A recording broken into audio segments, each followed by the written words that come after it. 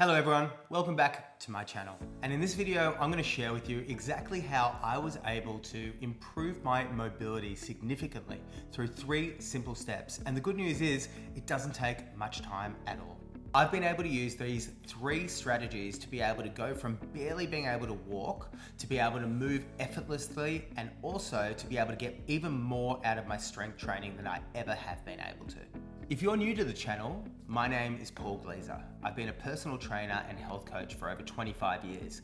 I've been able to help hundreds of people achieve their health goals, and there's been a number of different ways that I've been able to achieve this. One of them is through opening up their bodies through mobility training. I myself have definitely had my negative experiences with immobilization in my body, and it's been a challenge, and through my own personal experiences I've been able to devise a plan, a strategy that has been time efficient to be able to open up my body in a really simple fashion, and I'd love to be able to share it with you today.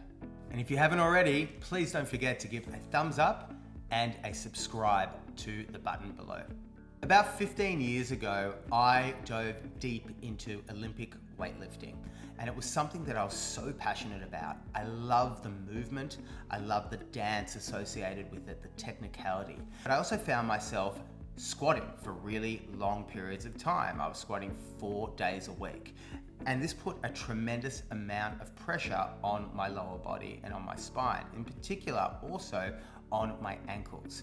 What I found after a period of time, when I actually injured myself doing an overhead squat, I could barely walk for a really extended period of time. And I thought enough was enough. Before that period, I found myself neglecting my mobility training. And I came to a point where I needed to invest time, energy, and effort into mobilizing my entire body. It started with my ankles, and the journey allowed me to explore every other part of my body. And I'd love to be able to share the strategies that I was able to come up with you. An interesting thing that I found when I really emphasized mobility training was it didn't just open up my body, it also allowed my mind to relax, to just ease into the day when I started to incorporate these strategies. So I went on a mission to learn from the best teachers around the world how to be able to treat my body with respect and with tenderness, because previously it was all about strength and brute. And I'm good at strong things. My strength is my strength. But then what happens is if you lean so much towards your strengths, you tend to neglect the things that are putting your body out of balance. And over time, your body will compact. And as a 40-plus-year-old, if you are finding yourself where you can barely move when you get out of bed, you're definitely in need of giving your body a little bit more awareness and address the concerns of mobility. The first step I want to talk about is just the art of being able to expose your body to isometric conditioning for long periods of time. What does this mean? It simply means sitting or being in a position where you can expose your body to that range of motion for a long period of time. For example, if you want to develop a squat, you can simply start by being in a squat for 10 seconds for a period of time. I was able to do this by, when the kids went to sleep, all I simply did was sit in front of the TV. I had my tailbone against the couch, and I was able to sit and watch TV for 1 minute, and then the next day I was able to extend it to 2 minutes. And then I was able to build up for about 30 minutes in a row. And now I am in a position where I don't miss a night. If I am sitting down and watching TV, I am squatting at nighttime. And what my body has been able to feel and be nourished as a result of has been remarkable. It's now an ingrained habit in my nightly life. Of course, if I'm out, then I might miss a night or two, but this is something that has been a really powerful part of my opening up of my body. Another thing I've been able to do is develop my passive hang. I have a chin-up bar set up right by my office space. I also have another chin-up bar right outside my office space. This gives me the ability to be able to just do a passive hang as a work break, and it's made an enormous, enormous difference. So the two things that I work on with the isometric exposure to this type of mobility training is the squat and the passive hang.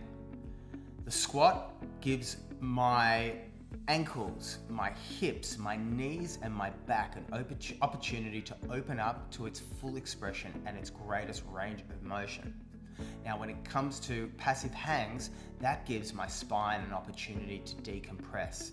It also gives my shoulders an opportunity to relax throughout the day. We spend so much time in front of the computer in a rounded position, and our glutes are not working. We're in a very, very limited position when it comes to being able to express our bodies to its full range of motion. So being able to do this for a period of time throughout the day is going to make a tremendous, tremendous difference. And it's not like it's taking any time out of your day. If you're sitting there watching TV and you're simply just sitting in a squat as opposed to laying on the couch and eating ice cream, well, my bet is the squatting is going to do better for your body and for your mind, and also for your gut. My next strategy is something that we should all be doing when we are working throughout the day, and that's taking mini breaks. When I say mini breaks, a lot of people think to themselves, is there anything that can really create any kind of effect if you're taking 30 seconds or a minute off every hour or two? Well, I'm here to tell you that there is, and it is a significant, significant change. If you can do activation drills like developing strength in your scapula and developing strength in your glutes by doing some really, really simple drills, that's going to be an incredible gift that you're going to give to yourself. Because after a day's work of 8 hours, you're going to be developing a suite of workouts that are going to be not just activating your body, but also giving you a moment to be able to rest from work as well. So these are all really, really healthy drills to be able to have. If you think you're going to be able to benefit from some mobility routines like what I've just discussed right now, why don't you click on the link below? I've put together 3 of my most popular mobility routines that I share with my paying clients. But today I'd love to just offer it to you for free. It's a really, really wonderful routine that is going to get so much out of your entire body. Click on the link below.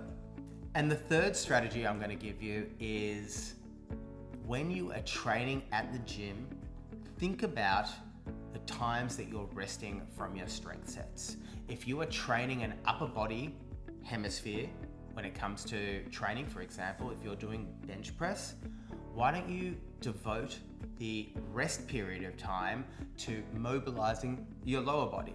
I sit at the gym and I look around and I see people scrolling on their phones. I see people chatting to other friends at the gym, which is cool, it's great, I do that as well. But a far more useful thing to be able to do during your rest period for your sets is to be able to activate mobility training in the opposing hemisphere of your body.